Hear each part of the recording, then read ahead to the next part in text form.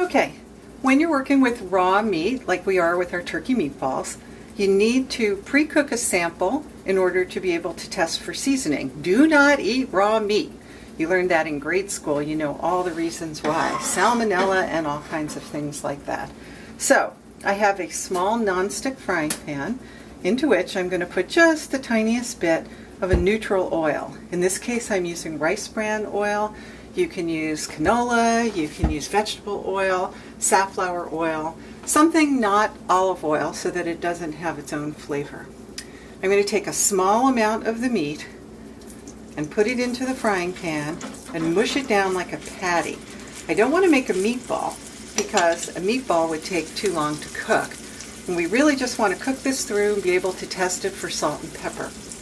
So I have a very small piece here, and I flattened it out like a patty, and I'm just going to cook it for maybe less than a minute on each side, and it will cook through, and that way we can test for salt, pepper, additional spices, whatever you need, before you go ahead and make the meatballs. And you can do this for any kind of raw meat. You can do it for meatloaf, you can do it with beef, sweet and sour meatballs, anything like that.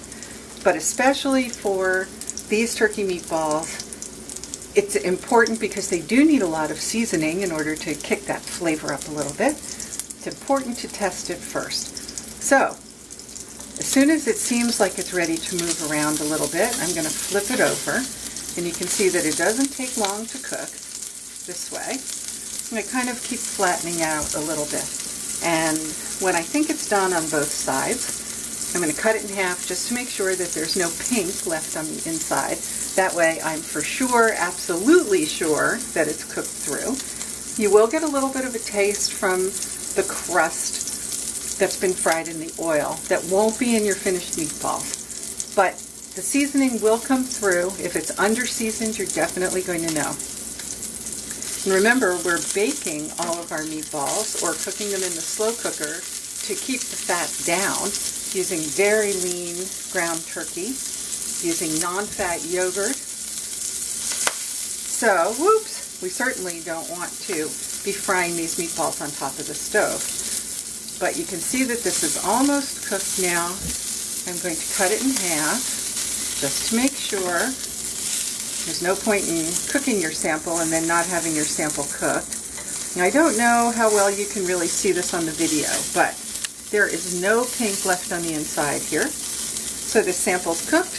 I'm going to turn the heat off, take it off the stove, test it for salt and pepper. If it needs something, I'll adjust it back into the meatball mixture.